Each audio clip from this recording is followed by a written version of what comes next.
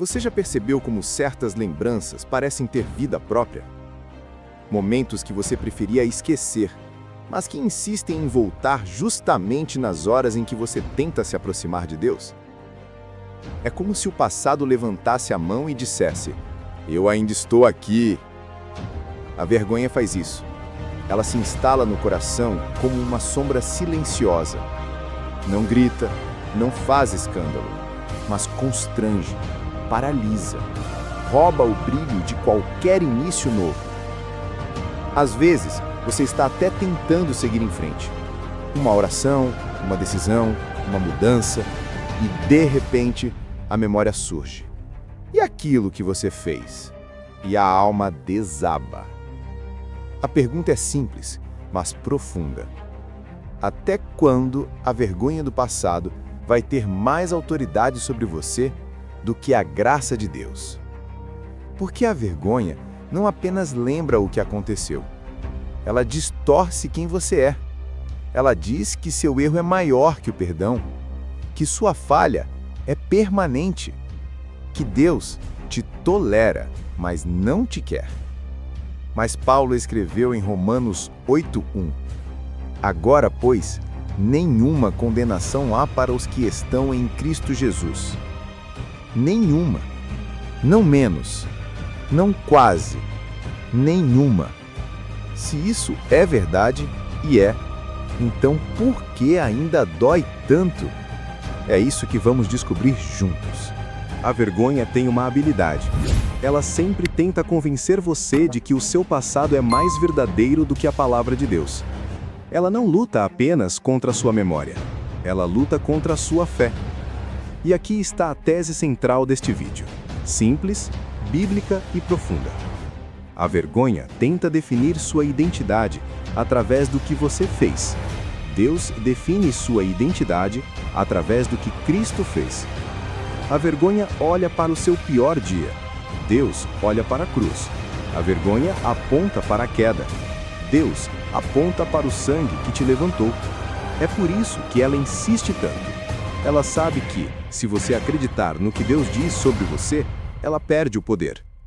Por isso, ela sussurra: "Você não mudou." Mas a verdade é que o perdão de Deus não depende do que você sente, mas do que Ele já decidiu. 1 João 1:9 diz: "Se confessarmos os nossos pecados, Ele é fiel e justo para nos perdoar e nos purificar." Não é parcial, não é simbólico, é real, é definitivo. A vergonha tenta esconder isso. Ela tenta te manter preso ao que já foi pago. Tenta te convencer de que sua história terminou naquele erro. Mas a verdade é outra. O seu passado não tem autoridade sobre alguém que Deus já levantou. Pedro é um dos personagens mais sinceros da Bíblia, e talvez por isso seja tão fácil se identificar com ele. Ele era intenso, falava antes de pensar, prometia antes de ouvir, e em uma das noites mais importantes da história, fez uma promessa que parecia irretocável: "Ainda que todos te abandonem, eu nunca te deixarei." Mateus 26:33. Mas, horas depois, quando o medo apertou e o caos tomou conta, Pedro caiu justamente onde jurou permanecer firme. Negou Jesus 3 vezes. Negou com palavras, negou com medo, negou para proteger a si mesmo. E o peso dessa queda o perseguiu. Lucas registra um detalhe doloroso. Então, o Senhor se voltou e olhou diretamente para Pedro. Lucas 22:61. Não era um olhar de condenação, mas Pedro não sabia disso naquele momento. Tudo que ele sentiu foi o colapso da vergonha. Ele saiu e chorou amargamente. Aqui está o ponto.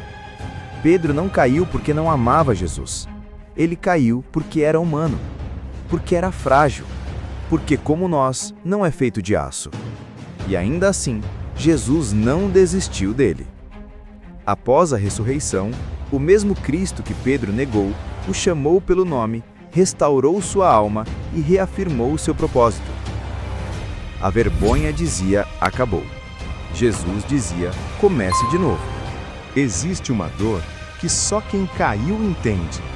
É aquela mistura de arrependimento, vergonha e silêncio interno. Como se a alma ficasse sentada à beira da estrada, sem saber se deve continuar caminhando. Mas é justamente nesse ponto, nesse lugar onde tudo parece perdido, que Deus começa a trabalhar de um jeito que não percebemos de imediato. A queda não é obra de Deus, mas Ele a usa, não para destruir, e sim para revelar. A vergonha mostra o buraco, Deus mostra a raiz. A vergonha aponta o erro, Deus aponta o caminho de volta. Quando Pedro caiu, ele descobriu algo que nunca enxergou enquanto se achava forte. Ele não era tão firme quanto pensava. E Jesus não era tão distante quanto ele temia. Às vezes, Deus permite que o chão que você construiu com autoconfiança desabe. Não para te humilhar, mas para te ensinar a colocar o fundamento em Cristo e não em você mesmo. É por isso que Paulo disse em 2 Coríntios 12:9, "O meu poder se aperfeiçoa na fraqueza." Não é na performance, não é na imagem perfeita, é na verdade. Naquela parte da alma que dói, mas que finalmente está aberta para ser curada. A queda pode ter exposto o seu limite, mas a graça está prestes a revelar quem Deus está formando em você. Superar a vergonha do passado não acontece apenas porque você ouviu uma mensagem bonita. A vergonha é teimosa. Ela precisa ser confrontada com atitudes espirituais e práticas, todos os dias. Número 1. Traga a verdade para a luz. A vergonha cresce no escondido. 1 João 1:7 diz que o sangue de Jesus nos purifica enquanto andamos na luz, não enquanto fingimos que está tudo bem. Ore com sinceridade. Fale com Deus sobre o que você teme. A luz não expõe para destruir, expõe para curar. Número 2. Reinterprete o passado à luz da graça. A vergonha só te lembra do que você fez. A graça lembra do que Cristo fez por você. Não é negar o erro, é colocar o erro no lugar certo, atrás da cruz, não na frente dela. Número 3. Alimente a mente com o que Deus diz, não com o que você sente. A vergonha trabalha pelo emocional, mas a fé se sustenta na palavra. Quando o passado voltar, responda com escritura. Não para espantar pensamento, mas para realinhar o coração. Número 4. Busque apoio espiritual real. Não lute sozinho. A cura não acelera no isolamento. Número 5. Pratique o recomeço. Cada dia é uma chance de viver como alguém perdoado. Você não precisa sentir para obedecer. Obedeça, e os sentimentos virão na hora certa. Romper com a vergonha é possível, e começa com passos simples, firmes e continuados. Uma das mentiras mais destrutivas da vergonha é essa: você é o que você fez. Mas Deus nunca falou isso sobre você. Ele nunca reduziu ninguém ao pior erro que cometeu.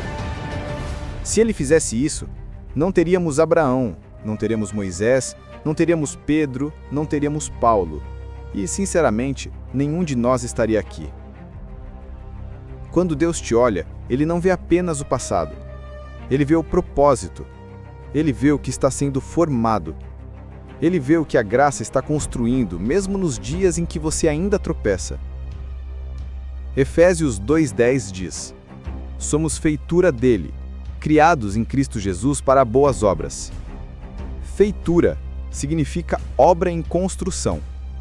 E construção tem fases feias, bagunçadas, cheias de poeira, mas também tem projeto, tem direção, tem destino. A vergonha quer te convencer que Deus desistiu de você, mas o chamado continua de pé.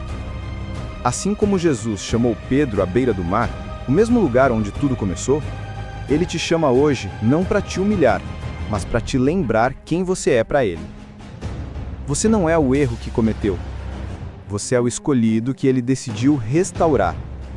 É alguém que Ele considera valioso o suficiente para reerguer com as próprias mãos. A vergonha te prende ao passado.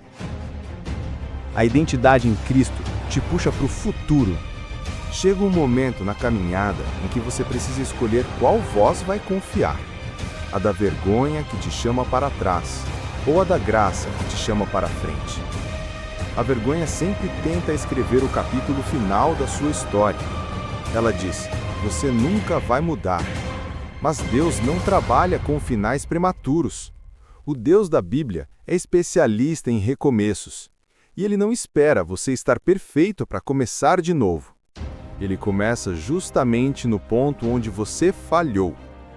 Quando Jesus encontrou Pedro após a queda, Ele não mencionou o erro, não esfregou o passado na ferida. Ele apenas perguntou: tu me amas? Porque o futuro de Pedro não dependia da queda, dependia da resposta do coração. O seu também. A virada acontece quando você decide caminhar, mesmo com marcas.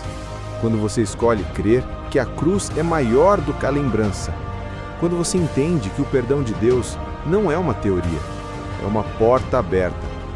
Filipenses 3,13 diz: esquecendo-me das coisas que ficaram para trás, prossigo. Prosseguir é uma decisão, e a sua começa hoje. Se este vídeo falou com você, escreva nos comentários: eu sou o escolhido, e compartilhe com alguém que precisa se levantar novamente.